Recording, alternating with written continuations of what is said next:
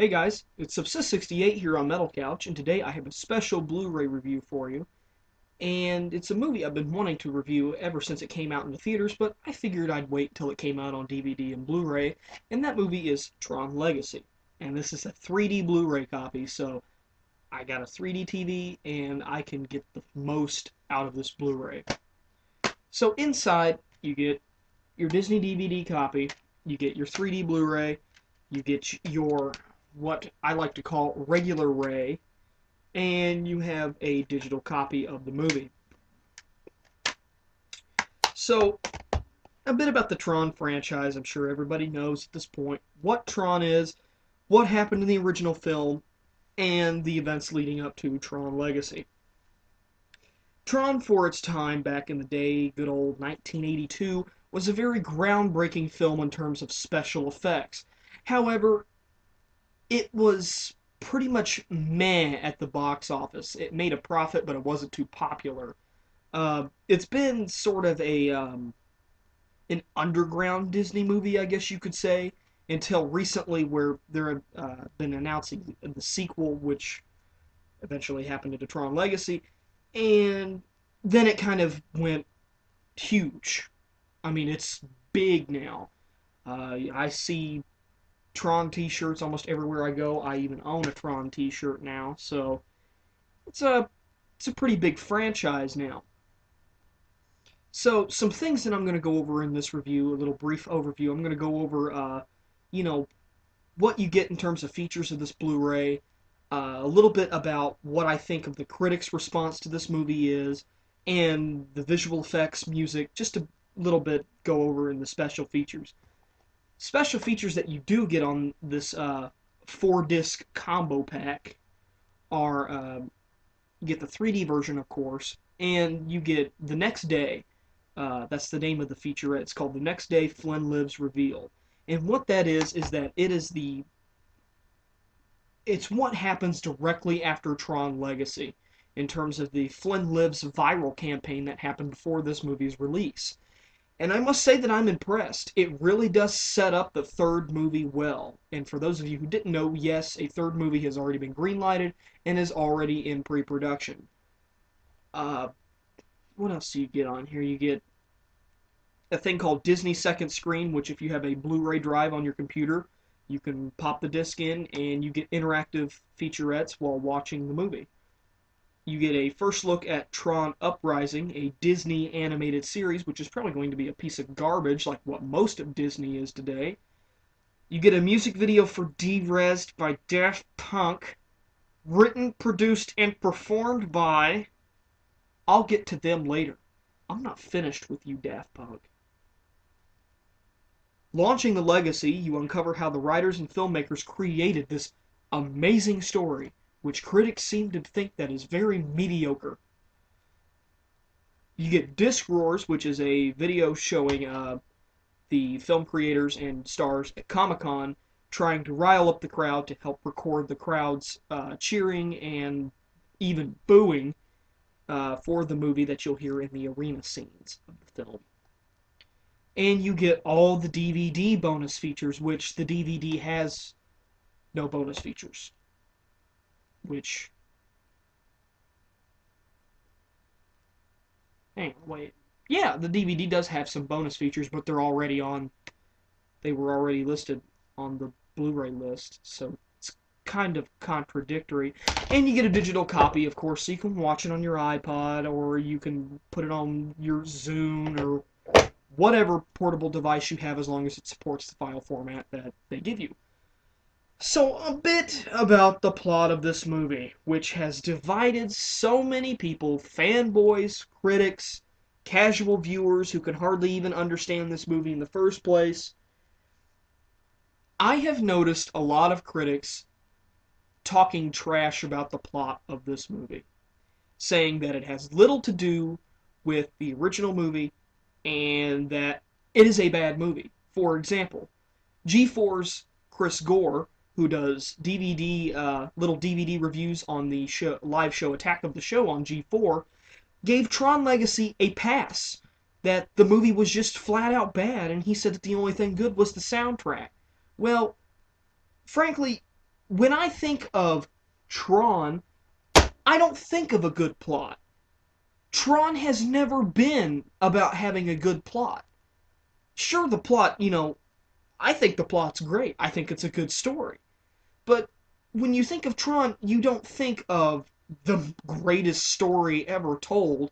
I mean, this isn't a story on par with maybe Star Wars or The Lord of the Rings, but you watch Tron for the visual effects. You don't watch it for the plot. That would be like if I wanted to go off and watch, oh, who's a good example of this? If I wanted to go off and watch a Van Damme movie for the plot, nobody watches a Van Damme movie for the plot. They watch a Van Damme movie for the action sequences and Van Damme, a French guy, beating the living piss out of people. That's what people want to see those kind of movies for. Not every movie is supposed to have this groundbreaking, awesome plot. Get your heads out of your asses. Seriously. I will never understand how people seem to expect that every movie has to have a good plot these days. It's ridiculous. Anyway, visual effects in this movie. The visual effects in this movie are astounding.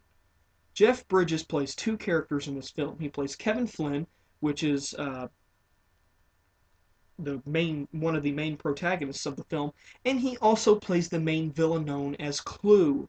Clue is a CG younger version of Jeff Bridges, which I must say that the facial capturing and computer animating of Jeff Bridges' face onto this computer-generated villain is very much impressive. I really liked how well, or I should say how well, his face was animated onto a double's body. It was really impressive, and I was happy to see that in the end credits of the film that the facial capturing technology was provided by Electronic Arts, who do same facial capturing for games like Mass Effect or the Dragon Age games. So I see Tron Legacy as a bit of in terms of the facial capturing, I see it as kind of like a precursor to what we can expect in Mass Effect 3 and even a third Dragon Age game. Also, the environments of Tron Legacy are great. I've never seen environments like this in a film, so it kind of gives a bit of a unique film. It's it's very dark. I mean, yes, the world of Tron is inside of a computer, and they really captured that thought well. Because when we think of a computer, we think of this cold, emotionless machine. So when you go into this world of a computer, it is very cold, um, emotionless, dark. There's even like storms and things like that going on inside this world. It really helps kind of immerse you into the world of Tron. Uh, in terms of the 3D of this film does not start until after you enter the grid, as they call it, the world of Tron inside the computer. So just a bit of a forewarning that you don't have to put on your 3D glasses until after uh, those sequences start where they go inside the computer. So the soundtrack of this film, I hate Daft Punk so much, and I feel that the true creative force behind this soundtrack does not get enough credit. Daft Punk is merely an accent to this soundtrack. The orchestral pieces were actually done by a man known as Jason Bentley, and I believe that the orchestral pieces are the driving force of this film, while Daft Punk's little electronic keyboard wankery is a bit of an accent and can sometimes even get annoying. Case in point, the song Derezzed. It is possibly one of the most annoying electronic songs I have ever heard in my life.